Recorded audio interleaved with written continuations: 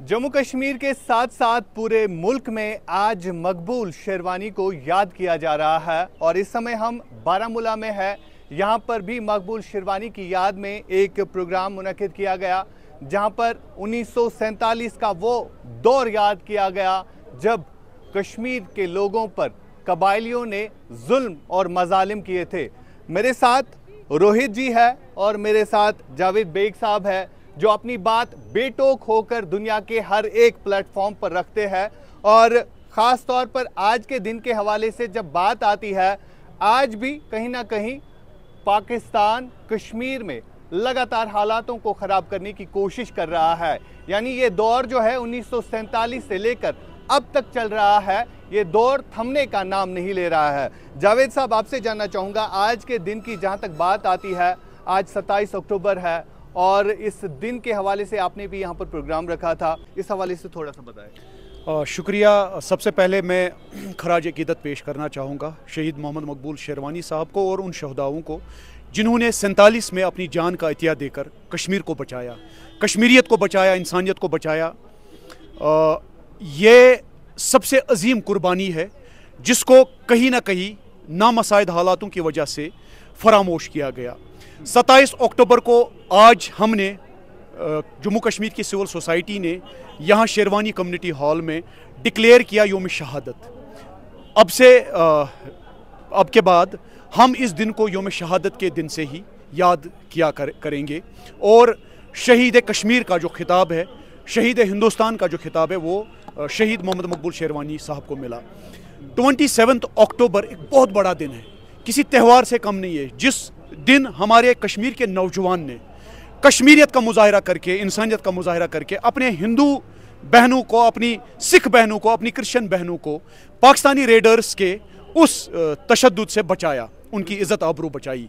आप अंदाज़ा लगा सकते हैं कि मकबूल शेरवानी साहब कितने अजीम हैं, उनकी शहादत कितनी अजीम है। उन्हीं सारी चीज़ों को आज की जनरेशन तक पहुंचाने के लिए यहाँ सिविल सोसाइटी ने जो आज ये प्रोग्राम रखा था, जिसमें बहुत सारे लोगों ने, हर किसी मज़हब मिल्लत से ताल्लुक़ रखने वाले मेरे साथियों ने शिरकत की। ये एक क्लियर मैसेज है कि 47 में कश्मीरियों ने उस नाकाम आइडिया को रिजेक्ट किया जिस नाकाम आइडिया ने खुद को मजहबों के आड़ में प्रोजेक्ट किया, लेकिन 71 में मजहब की आड़ में ही फिर बांग्लादेश के साथ जुल्म करके वो अलग हो गए। आज भी वो तशद्दुद का मुजाहरा पूरे पाकिस्तान में आपको देखने को मिलेगा। वहाँ ना मस्जिद सेफ है, ना इमाम बाड़ा सेफ है, ना चर्च सेफ है, ना गिरजाघर और ना ही मंदिर सेफ है। आप देख सकते हैं किस तरह वहाँ हमारे हिंदू बहनों को, हमारे सिख बहनों को फोर्सिबली कन्वर्ट किया जाता है और शादियां की जाती है मुसलमानों के साथ। ये गलत बात है, हम मजम्मत करते हैं।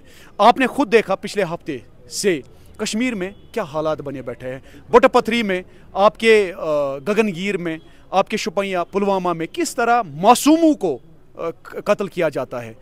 हम मजम्मत करते हैं और एक स्ट्रॉन्ग मैसेज हमने आज कन्वे की पूरे दुनिया के लिए, वर्ल्ड कम्युनिटी के लिए और पाकिस्तान के लिए कि हम कश्मीरी उस वक्त भी तैयार थे जब हमारे कश्मीर के बागैरत गयूर अवाम ने एक नारा दिया था, हमला आवर होशियार, हम कश्मीरी है तैयार। हमारी ख़वातीन हजरात ने उस वक्त ये नारा दिया था।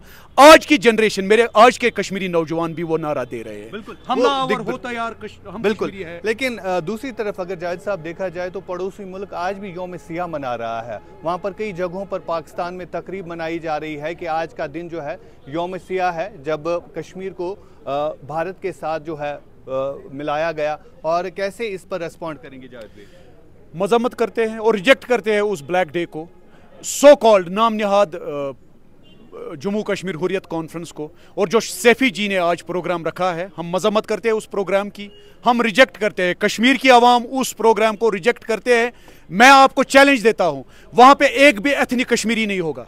हम कश्मीर तिमो मज पृछू तुई सैफियस रजो सवाल तुई, वनकस डिजिटल मीडिया जमान कश्मीर पे कर अख नफर तत कत, कश्मीरी में बात नहीं करते, वो एक भी नहीं है कश्मीरी। मैंने यूके में उनके साथ तसादुम हुआ, यूरोप में तसादुम हुआ, बाकी दीगर ममालिक में तसादुम हुआ, एक भी कश्मीरी नहीं होता है। वो टी शर्ट लगाकर आई एम कश्मीर लिखते हैं लेकिन उनमें एक भी कश्मीरी नहीं होता है।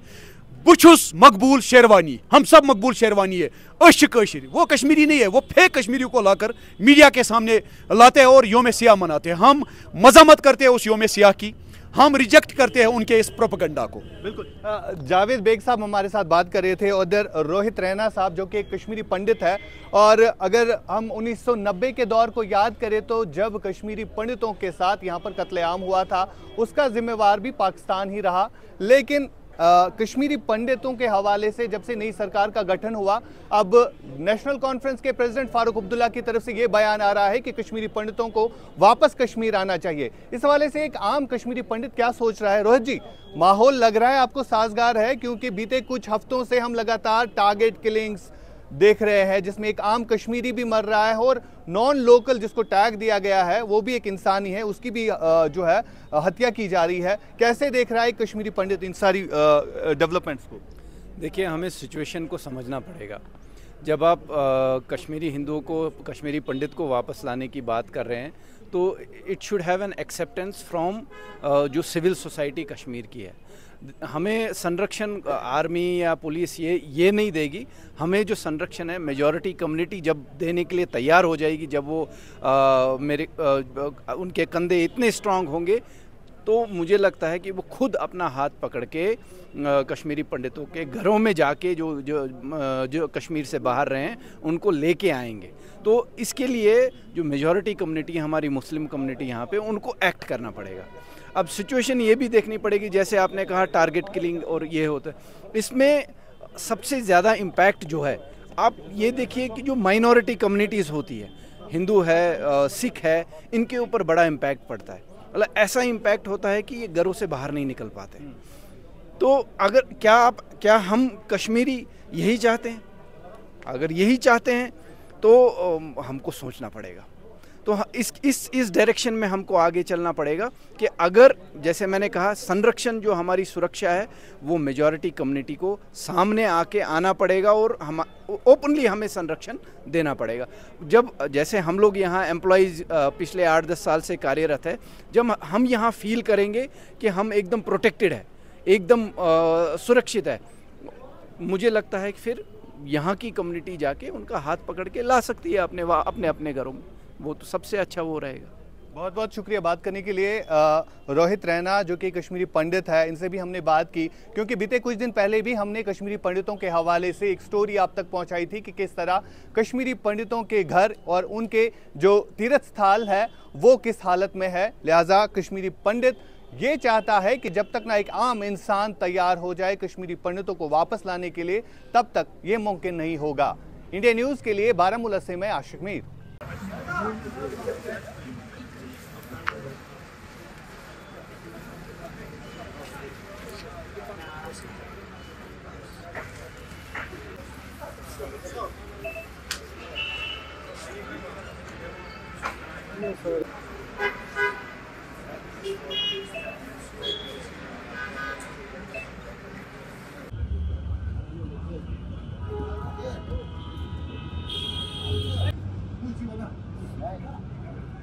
سیون کے جو نامساعد حالات پیدا ہوئے, جو کشیدگی پیدا ہوئی,